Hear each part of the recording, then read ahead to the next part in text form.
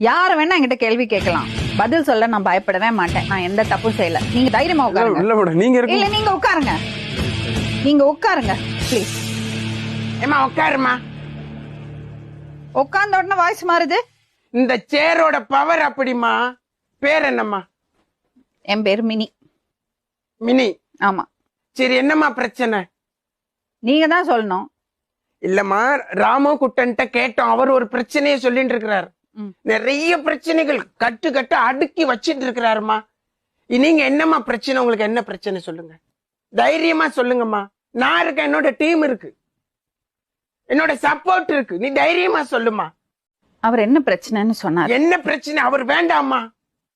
அவர் உனக்கு அவர் எனக்கு வேணுங்க. வேணும். அப்ப உண்மை என்னம்மா சொல்லுங்கம்மா.